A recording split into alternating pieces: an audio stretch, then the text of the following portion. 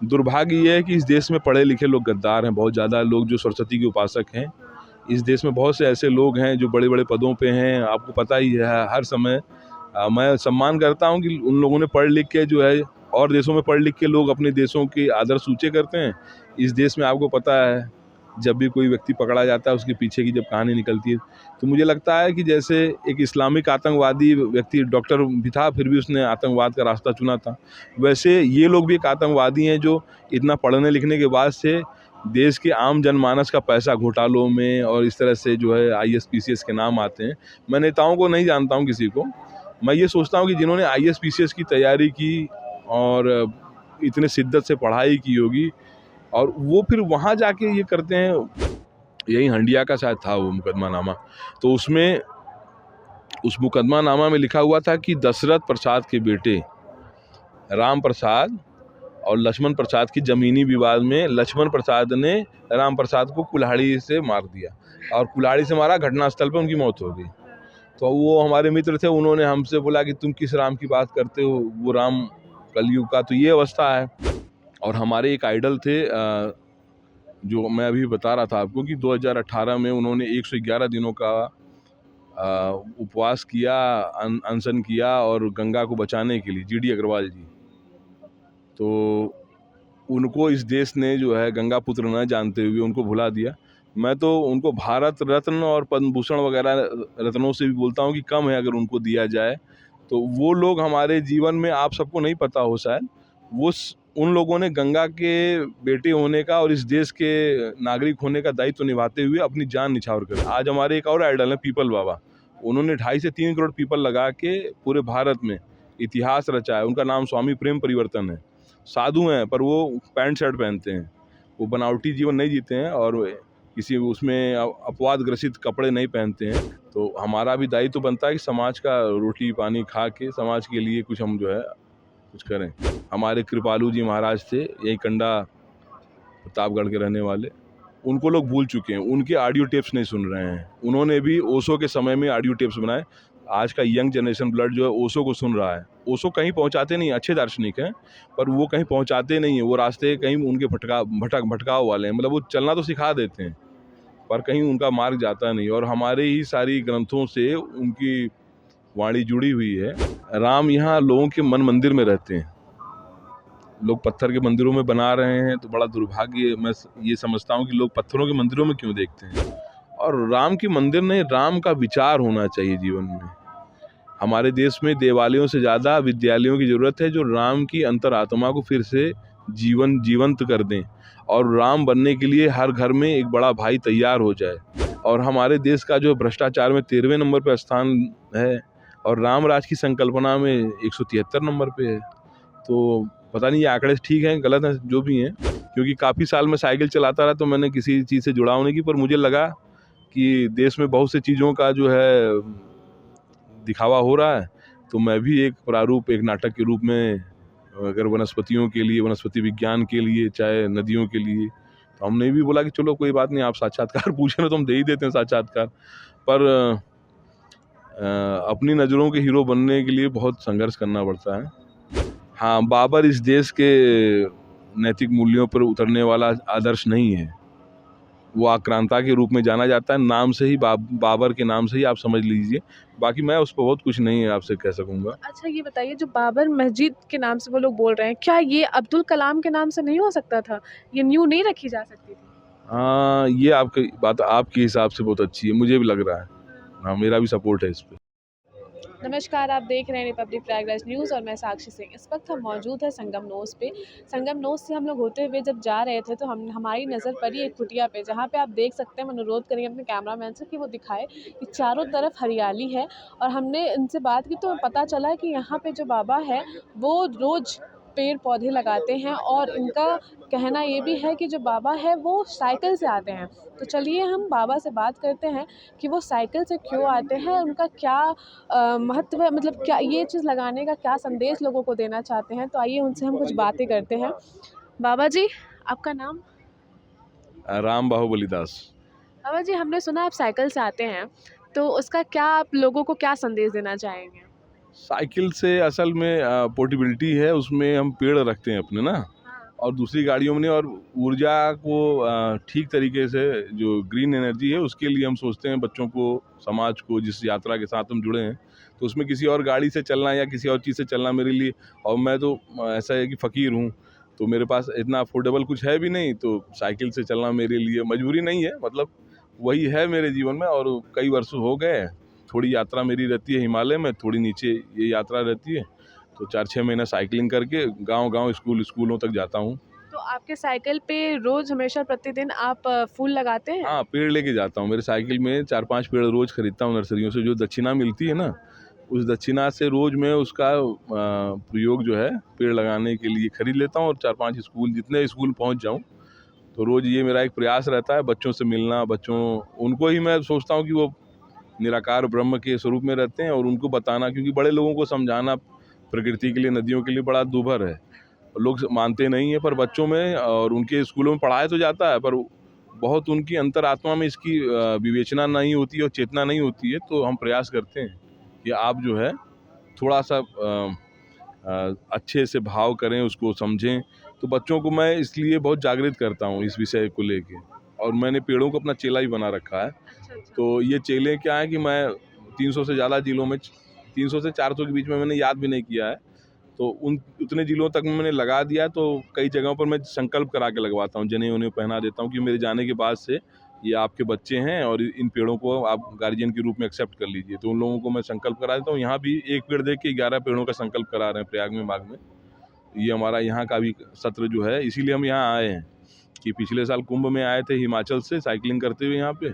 इस बार हम नेपाल के लुम्बिनी से आए हैं भगवान बुद्ध के यहाँ। वहाँ पर भी बरगद पीपल पाकड़ लगा के भगवान बुद्ध को वहीं बनियन ट्री के नीचे ही ज्ञान मिला था, निर्वाण की गति मिली थी।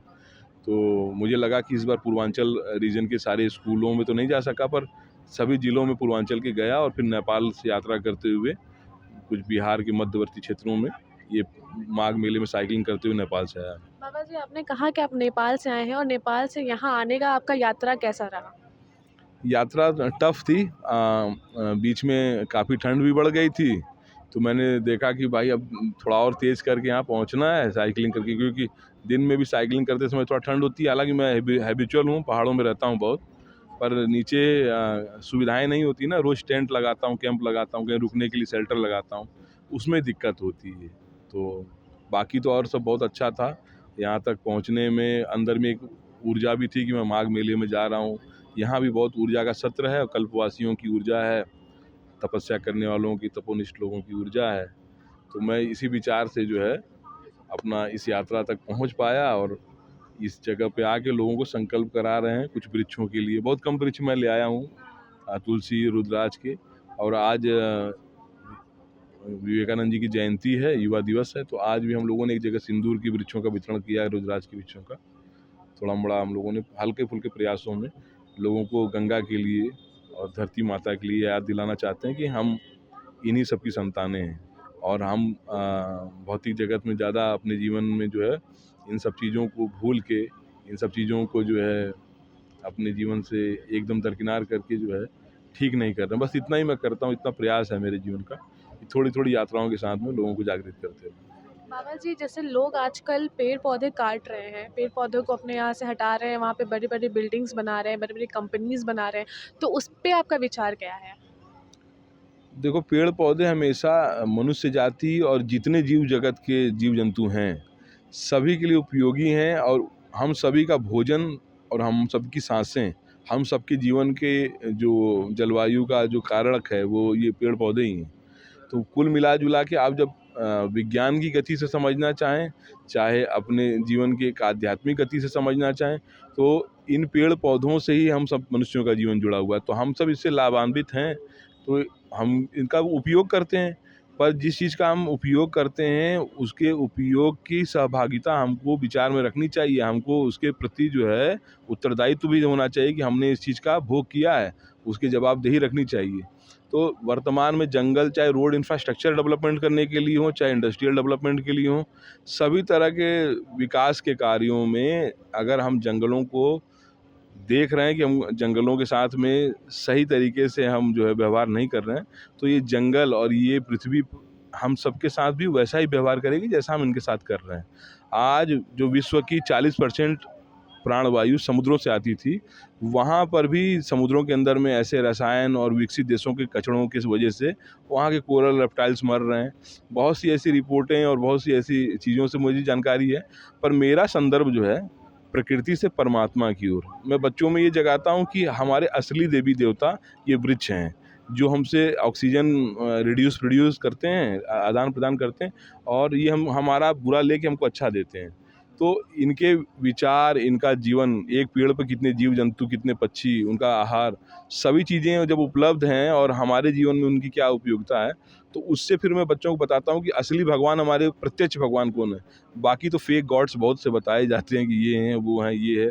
तो हमको क्या ना कि हम स्टार्टिंग बहुत सूक्ष्म से नहीं करें अगर, तो हम तो प्रत्यक्ष में जो हमारे सामने देवी देवता हैं उनको न देख के, ये ब्रह्म हैं, ये जीवित ब्रह्म हैं, तो इनको न जान के ये पंच तत्व, इसके अंदर का जो भाव है, तो ये यात्रा इसीलिए, और ये यात्रा यहाँ तक पहुँचने में कि जंगल कटे ना बचे। मैंने अपने साइकिल पर संदेश भी लिखा है बहुत कुछ, पर मुझे नहीं लगता हमारे जैसे बहुत से लोग ऐसे वॉरियर्स हैं जो धरती माता के बच्चे, वो कुछ ना कुछ तो कर ही रहे हैं सभी जगहों पे। पर कुछ मुट्ठी भर लोगों के अकेला चना भाड़ और एक हाथ से ताली नहीं बजती है। तो हमारे देश के सभी लोगों को और विश्व में मनुष्य जाति को इस चीज़ को याद रखना होगा कि हमारी नैतिक जिम्मेदारी है, हमारा पर्यावरण, हमारी नदियाँ। आज मैं जिस यात्रा से पूर्वांचल से आया हूँ, उसमें मैंने वरुणा से लेके तमसा, राप्ती और घाघरा नदी के किनारे किनारे जिन क्षेत्रों में मैंने यात्रा की, उसमें उन नदियों में मैंने केवल नेपाल से आने वाली कुछ नदियों को देखा जो कुछ दूर तक ठीक मिली। बाकी सभी नदियाँ सीवर लाइन से भरी हुई हैं, और ये वरुणा और अस्सी तो बिल्कुल उसमें पानी है ही नहीं। वो उसमें जो महानगरीय क्षेत्र के सब सीवर हैं। हालांकि उसके नाम से अस्सी और वरुणा के नाम से वाराणसी बना है। और हमारे एक आइडल थे, जो मैं अभी बता रहा था आपको, कि 2018 में उन्होंने 111 दिनों का उपवास किया, अनशन किया, और गंगा को बचाने के लिए, जीडी अग्रवाल जी। तो उनको इस देश ने जो है गंगा पुत्र न जानते हुए उनको भुला दिया। मैं तो उनको भारत रत्न और पद्म भूषण वगैरह रत्नों से भी बोलता हूँ कि कम है अगर उनको दिया जाए। तो वो लोग हमारे जीवन में, आप सबको नहीं पता हो शायद, उन लोगों ने गंगा के बेटे होने का और इस देश के नागरिक होने का दायित्व निभाते हुए अपनी जान निछावर कर दी। जैसे राजगुरु सुखदेव ने, भगत सिंह ने जवानी में अपने देश के लिए अपने प्राणों का बलिदान किया, वैसे ही गंगा नदी और धरती माता के लिए जिन वॉरियर्स ने, आज हमारे एक और आइडल है पीपल बाबा, उन्होंने 2.5 से 3 करोड़ पीपल लगा के पूरे भारत में इतिहास रचा है। उनका नाम स्वामी प्रेम परिवर्तन है। साधु हैं, पर वो पैंट शर्ट पहनते हैं, वो बनावटी जीवन नहीं जीते हैं, और किसी उसमें अपवाद ग्रसित कपड़े नहीं पहनते हैं। तो वो पुरुषार्थ किसी भी कपड़े में किया जा सकता है, जरूरी नहीं कि साधु बन के। साधुओं का तो एक, हाँ, साधु स्वार्थ छोड़ के परमार्थ करने के लिए कपड़ा धारण करते हैं। तो वही आज थोड़ी सी कमी हो गई है सोसाइटी में। जो पथ प्रदर्शन करने वाले हैं, कुछ पथभ्रष्ट हो गए हैं, तो इससे सोसाइटी बहुत उपेक्षित है। और यह एक्सपेक्टेड है कि हमारे जो साधु संत हैं वो कुछ हमारा जीवन, हमारे साथ में हमारा मार्गदर्शन करेंगे। इसी के साथ में ये यात्रा मैं कर रहा हूँ कि मैं अपना प्रयास तो करूँ कम से कम। मैंने भी वर्दी ली है, मैंने भी ज्वाइन किया उस जैसे तो हमारा भी दायित्व तो बनता है कि समाज का रोटी पानी खा के समाज के लिए कुछ हम जो है कुछ करें। बाबा जी, आपने बोला साधु, तो हम साधु के बारे में आपसे पूछना चाहेंगे कि बहुत सारे साधु लोग होते हैं जो इस माघ मेले में आए हैं, तो उन लोगों को भगवत गीता के बारे में नहीं पता है। अगर उनसे बात की जाए तो भगवत गीता के बारे में नहीं पता है। वो बस भेष धारण करके आए हैं इस माघ मेले में लोगों से बात करने के लिए, या पता नहीं क्या संदेश देने के लिए।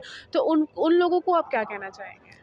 देखो, 4 वेद, 6 शास्त्र, 18 पुराण, नानादि उपनिषद ग्रंथों की जानकारी इस देश में कभी बहुत परम ज्ञानी, मतलब करोड़ों में से कोई एक, हमारे कृपालू जी महाराज थे, यही कंडा प्रतापगढ़ के रहने वाले, उनको लोग भूल चुके हैं। उनके ऑडियो टेप्स नहीं सुन रहे हैं। उन्होंने भी ओशो के समय में ऑडियो टेप्स बनाए।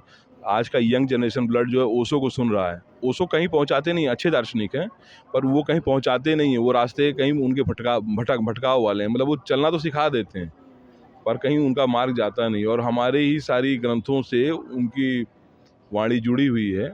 बहुत अच्छे दार्शनिक है, और उनके विषय में कहना मतलब सूरज को दिया दिखाने वाली बात है। बहुत अच्छे दार्शनिक हैं, पर उनसे भी बड़े बड़े लोग, वात्सायन जैसे ऋषि हमारे यहाँ कामशास्त्र लिख गए, और बड़े बड़े ऋषि चरक संहिता से लेके भागवत संहिता तक है और पातंजलि के सूत्र भी हैं हमारे देश में। लोगों की जैसी मानसिकता होती है वैसे ही लोग अनुपालन करते हैं। जैसे लोगों को जैसा बाजार में सौदा होता है, जैसे लोगों को जैसा पसंद होता है वैसा करते हैं। तो हमारे आदर्श बहुत से हैं, पर हम चिन्हित नहीं कर पा रहे हैं किन आदर्शों पर जिया जाए। बहुत अच्छा होना ठीक है, नहीं अच्छी बात है कि बहुत अच्छे ना हो, पर बहुत बुरा होना अच्छा नहीं है, ठीक है ना। तो बाबा जी, आपको क्या लगता है कि आजकल के जो यंगर बच्चे हैं, क्या वो इस सनातन धर्म को और जो पेड़ पौधे लगाने के लोगों को उन लोगों को समझ पा रहे हैं? हाँ, बिल्कुल भारत में बहुत बदलाव हुआ है। बस ये है कि मुझे लगता है कि अपने-अपने ढंग से मेरा बहुत ज़्यादा चिंतन तो रहा है, पर अध्ययन बहुत कम रहा है युवाओं के बीच में। बाकी जंगलों में मेरा बहुत यात्रा के साथ में अनुभव रहा है। अनुभव ही कहता हूँ, बाकी ये नहीं है कि अगर आपको 700 श्लोक याद हैं भगवद गीता से या किसी और ग्रंथ से या रामचरितमानस के सारे कांडों से आपको कुछ ना कुछ शब्द दोहे याद हैं, तो वो याद होना बहुत बड़ी बात नहीं है कि आपको बहुत से मंत्र आते हैं, बहुत से ज्ञान तो इतना ही है। कबीरदास जी ने कहा है कि बस और कबीर से बड़ी बात मैं बताता हूँ अपने गोस्वामी जी की। वो कहते हैं कि हरि व्यापत सर्वत्र समाना, उनकी फिलॉसफी में उन्होंने कहा है। अब मैं अगर ढूंढ लूँ तो मैं अपने शब्दों में भी कभी अपनी रचनाएं लिखूंगा। तो हर दार्शनिक ने अपनी अपनी रचनाओं में भगवान को देखा है। तो उन्होंने कहा है कि जो प्रेम से जो प्रकट होता है वो भगवान कहीं भी प्रकट किया जा सकता है। तो हरि व्यापत सर्वत्र समाना, प्रेम से प्रकटे ते में जाना। और कबीर ने उसी बात को कहा है कि ढाई अक्षर प्रेम का पढ़े से पंडित हुए। तो जरूरी नहीं है कि भक्ति मार्ग का हर व्यक्ति जो है बहुत अध्ययन करके कई संस्कृत के श्लोकों में। गोस्वामी तुलसीदास जी के बारे में शायद थोड़ा आपको मैं बताना चाहूँ। गोस्वामी जी की जो मौलिकता में उन्होंने रामचरितमानस का जो स्वभाव अपने जीवन से प्रभावित हुए होंगे, चाहे अपने किसी गुरु से प्रभावित हुए होंगे, तब तो उन्होंने इतना बड़ा मानस का रूप लिखा। उससे पहले भी रामायण लिखी थी वाल्मीकि जी ने। पर उनके जो गुरु थे नरहरि दास जी, चित्रकूट के कामतगिरी पर्वत के पास में रहते थे जहाँ तक मुझे पता है, और वो राजापुर के रहने वाले थे। तो वो जाति व्यवस्था से ब्राह्मण थे, तो ब्राह्मणों में संस्कृत का चलन था। तो वो संस्कृत पढ़े हुए थे, फिर भी उनको रामचरितमानस लिखने से पहले रामायण के पूरे अध्ययन का जो भाव था उनके गुरु के द्वारा मिला, तो वो नहीं सीख पाए। तो उन्होंने कहा कि जब मैं संस्कृत भाषा सीख कर भी रामायण नहीं समझ पा रहा हूँ, तो जो लोग हमारे देश में फार्मर्स हैं, किसान हैं, चाहे इस तरह का जीवन जी रहे हैं, जिनके जीवन में बहुत ज़्यादा किताबों से चाहे किसी भाषा का अध्ययन नहीं है, तो वो लोग तो फिर इसको समझ ही नहीं पाएंगे। उसमें तो बहुत गुण लिखा हुआ है चरित्रों का। तो सब अपने अपने चरित्रों में कैरेक्टर्स को अपनाएंगे, कैसे अपनाएंगे। राम का चरित्र भी बहुत ऊंचा है, लक्ष्मण का भी। तो उस सब चरित्रों को लोग समझेंगे तब तो अपने जीवन में उतार पाएंगे। तो उन्होंने बोला कि कंबन ने, कीर्तिभासी ने, हर अलग अलग 36 और भाषाओं में लिखी हुई है रामायण।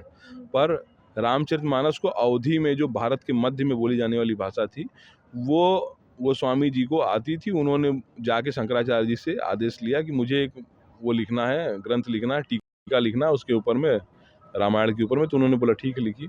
जब उन्होंने पूरा अध्ययन किया और अपनी शब्दावली, बुक वैलरी, शब्दकोश बनाए उसके, तो उन्होंने यात्रा की, अध्ययन किया, बहुत कुछ अपने अंदर में डेटा एनालिसिस किया कि नहीं ऐसे कैसे हमको लिखना है इसको।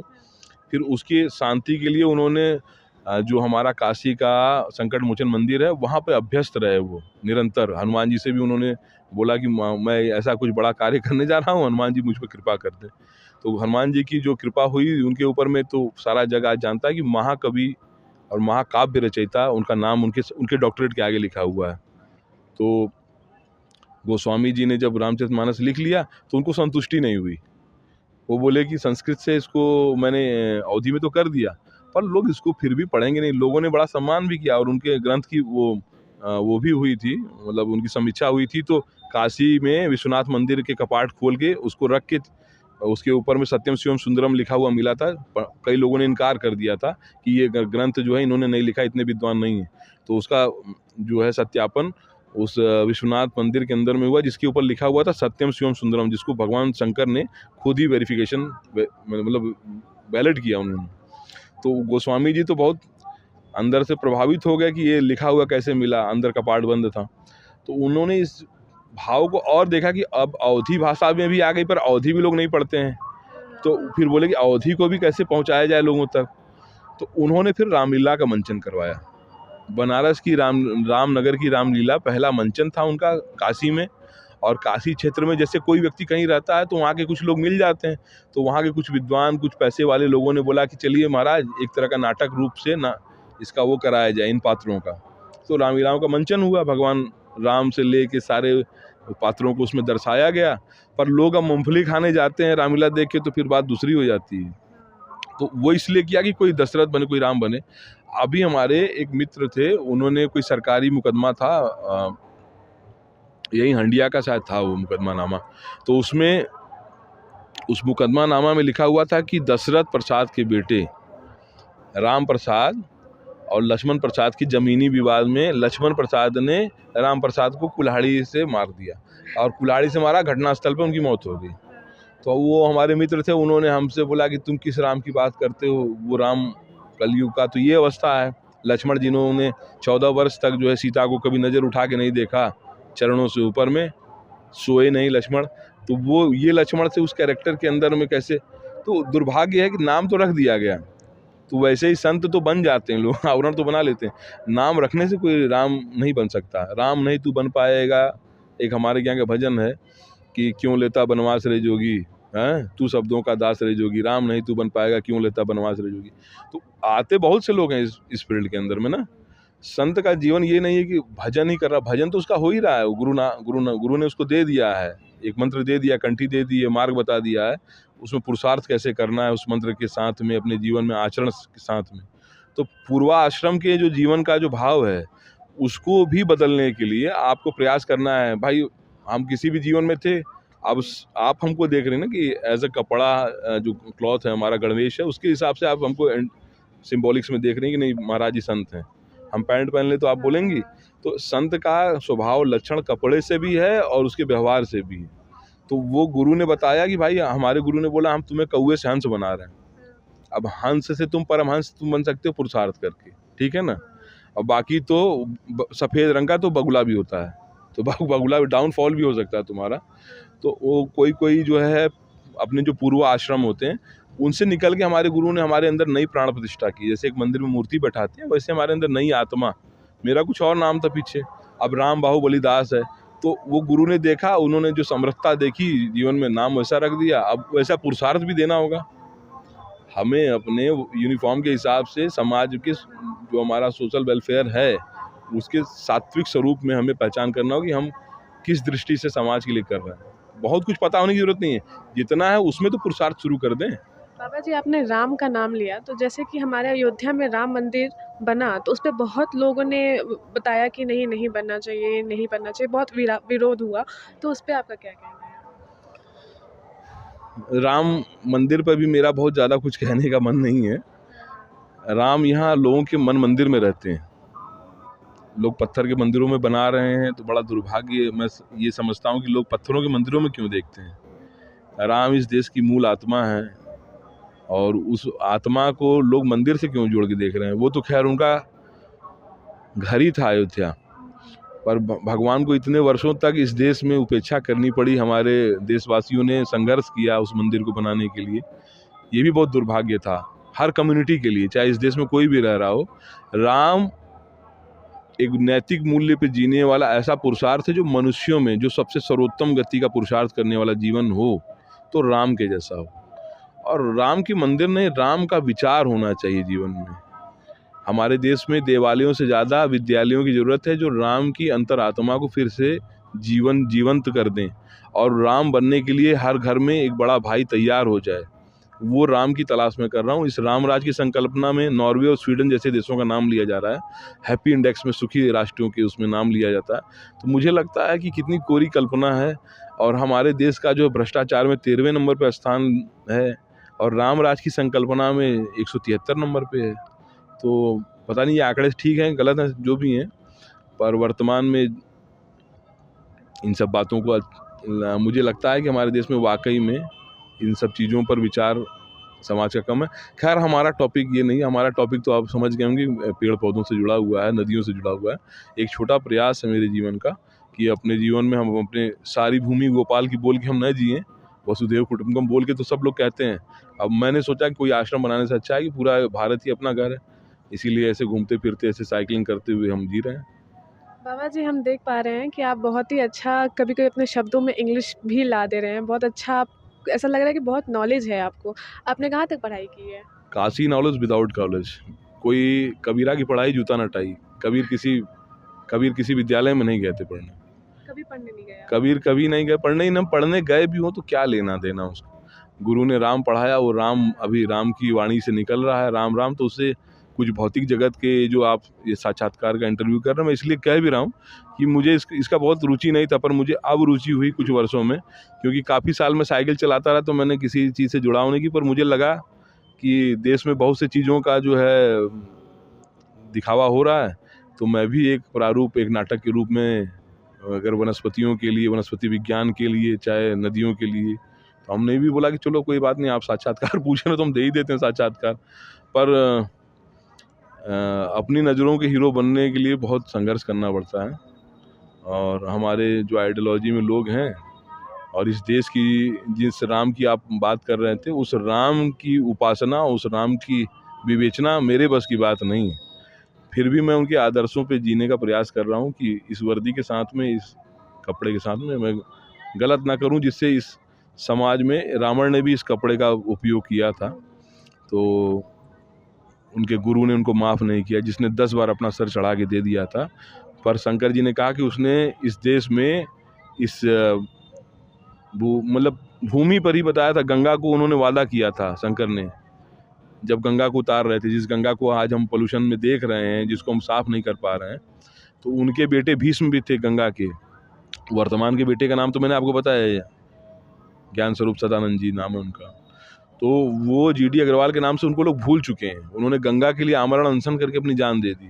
तो इस देश में वैसे संतों के बारे में आप नहीं पूछ रहे हैं, आप लग्जरी संतों के बारे में आप देखिए, उनको टारगेटेड मत करिए। जो साधु जो कर रहे हैं उनके लिए कहते हैं कि ये जो साधु का कपड़ा पहन के ना कुकर्म कर रहे हैं, तो उनके 7 पीढ़ियां तड़ जाएंगी और गड़ भी जाएंगी। वो अपने पुरुषार्थ के ऊपर में ये भी प्रारब्ध है, तो चिंतन तो उनको करना ही होगा जो जैसा कर रहे हैं। बाबा जी, क्या हम आपके साथ पॉलिटिक्स से रिलेटेड कुछ बात कर सकते हैं, अगर आप इतना तो करना काफ़ी चाहें तो? साक्षात्कार है, इतना मटेरियल तो आपके लिए बहुत है, और मुझे लगता है कि इससे ज़्यादा कुछ मेरे पास है भी नहीं। मैं बहुत अबोध हूँ। आपने पूछा था ना कि सभी साधुओं को मंत्र नहीं आते। मंत्र तो केवल एक है, अपने आंतरिक आत्मा के अंदर में अगर राम, राधे, किसी की भी अवस्था से आप पहुँच पाते हैं ना, तो आपके चरित्र से उसमें पॉलिटिक्स की कोई ज़रूरत नहीं है। अब हम लोगों का चिंतन जो है हमारा भगवान के प्रति है। हमारा ये भी जो कार्य है, ये भगवान के ही कार्य में हम लगे हुए हैं। और वो पेड़ पौधे भी हमारे के यहाँ जो है पाषाण कालीन युग से, वैदिक काल से पूजन हो रहा है। हमारी संस्कृति इतनी विराट संस्कृति है, हमारे यहाँ समुद्रों से लेकर नदियों तक की पूजा होती है। पर दुर्भाग्य ये है कि जिनको हम पूजते हैं उन्हीं की स्थिति गायों से लेकर नदियों तक की आप देख रहे हैं। आप जहाँ भी रहती हूँ सब देख रही हैं, आप तो, आपके सामने कुछ छुपा नहीं है। तो मैं ये कहूँगा कि आप एक जिम्मेदार देश की नागरिक के अलावा जो है, एक अपने देश की बेटी होने का भी जो है सौभाग्य प्राप्त है आपको। आप भी कुछ करिएगा नदियों के लिए, पेड़ पौधों के लिए, ज़रूर कुछ करिएगा। बाकी मेरा पॉलिटिक्स से जुड़ा हुआ बहुत ज़्यादा विचार नहीं कुछ कहने का। मैं बहुत उन चीज़ों में अभिज्ञ हूँ। हमने देखा कि आप पॉलिटिक्स से रिलेटेड कुछ बात नहीं करना चाहते। बाबा, इस पे क्या मतलब, क्यों ऐसा क्यों है कि बात नहीं करना चाहते आप? सेगमेंट है ना, मतलब हम जिस सेगमेंट के हैं, जिस तरफ के हैं, आप गंगा उस पार की बात कर रही हैं, हम गंगा किस पार रहते हैं, हम राम मोहल्ला में रहते हैं। तो हमारे राम के जो है गांव की बात करते हैं, राम की तरफ, और जितना पता है उतनी बात करते हैं। अच्छा बाबा, आपको मोदी सरकार कैसे लग रहे हैं कि आपको ये सरकार से क्या आप संतुष्ट हैं? हमारे जीडी अग्रवाल जी इसी सरकार में नमामि गंगे प्रोजेक्ट का जो कार्यकाल है उमा भारती जी का, उनको गंगा साफ करने के लिए और गंगा के ऊपर एसटीपी प्लांट्स जो लगाने थे सरकार को, सरकार विकासशील देश है हमारा, मैं जानता हूँ सरकार के ऊपर काफ़ी बर्डन भी है। दुर्भाग्य ये है कि इस देश में पढ़े लिखे लोग गद्दार हैं, बहुत ज़्यादा लोग जो सरस्वती के उपासक हैं। इस देश में बहुत से ऐसे लोग हैं जो बड़े बड़े पदों पे हैं, आपको पता ही है। हर समय मैं सम्मान करता हूँ कि उन लोगों ने पढ़ लिख के जो है, और देशों में पढ़ लिख के लोग अपने देशों के आदर्श ऊँचे करते हैं। इस देश में आपको पता है जब भी कोई व्यक्ति पकड़ा जाता है उसके पीछे की जब कहानी निकलती है, तो मुझे लगता है कि जैसे एक इस्लामिक आतंकवादी व्यक्ति डॉक्टर भी था, फिर भी उसने आतंकवाद का रास्ता चुना था, वैसे ये लोग भी एक आतंकवादी हैं जो इतना पढ़ने लिखने के बाद से देश के आम जनमानस का पैसा घोटालों में और इस तरह से जो है IAS-PCS के नाम आते हैं। मैं नेताओं को नहीं जानता हूँ किसी को। मैं ये सोचता हूँ कि जिन्होंने IAS-PCS की तैयारी की और इतने शिद्दत से पढ़ाई की होगी और वो फिर वहाँ जाके ये करते हैं, फिर मुझे ये लगता है कि ये ठीक नहीं। इससे अच्छे तो हम लोग बेकार ही सही, हम लोग कम से कम इस देश को उतना नुकसान तो नहीं पहुँचा रहे हैं। हम लोग नाकारे ही सही हैं, पर अपने देश को इस तरह की तो क्षति नहीं पहुँचा रहे हैं। अच्छा बाबा जी, ये जो बाबरी मस्जिद का जो नींव रखा गया है बांग्लादेश में, उस पे आपका क्या विचार है? आपको क्या लगता है कि ये सही है? अब देखो, हमारा तो इसके ऊपर कोई ओपिनियन नहीं है। अपने देश के लोग हैं और उन लोगों को कोई समझाना अच्छा, जो या बाबरी कोई गलत मस्जिद कर रहा है या सही कर रहा है, उसके अपने धर्म की नैतिकता है। हाँ, बाबर इस देश के नैतिक मूल्यों पर उतरने वाला आदर्श नहीं है। वो आक्रांता के रूप में जाना जाता है। नाम से ही बाबर के नाम से ही आप समझ लीजिए। बाकी मैं उस पर बहुत कुछ नहीं आपसे कह सकूँगा। अच्छा, ये बताइए, जो बाबर मस्जिद के नाम से वो लोग बोल रहे हैं, क्या ये अब्दुल कलाम के नाम से नहीं हो सकता था? ये नींव नहीं रखी जा सकती थी? हाँ, ये आपकी बात आपके हिसाब से बहुत अच्छी है, मुझे भी लग रहा है। हाँ, मेरा भी सपोर्ट है इस पे। सपोर्ट है आपका? बिल्कुल। चलिए, बहुत अच्छा है, धन्यवाद। बाबा से बात करके बहुत अच्छा लगा। उन्होंने बताया कि कैसे वो पेड़-पौधे को सुरक्षा देकर मतलब यहाँ पेड़-पौधे लगाते हैं। वो जाते-जाते हर ज़िले में वो पेड़-पौधे लगाते हुए जाते हैं। बहुत ही अच्छा है उनका ये दृश्य देखने को मिला हम लोगों को। गंगा पे भी उन्होंने बहुत अच्छी बातें बोली और उन्हें लगता है कि पॉलिटिक्स में वो कुछ भी नहीं कहना चाहते हैं। तो पॉलिटिक्स से भी रिलेटेड उन्होंने कुछ भी नहीं कहा है हमें। और इनका बस इतना कहना है कि आप हर घर में पौधे लगाएं और पौधे ही हमारे इस असली भगवान हैं। तो इसी के साथ मैं साक्षी सिंह, देख रहे हैं आप रिपब्लिक प्रयागराज न्यूज़ से वीडियोग्राफर जय हिंद चिमन भूति के साथ। जय हिंद, जय भारत।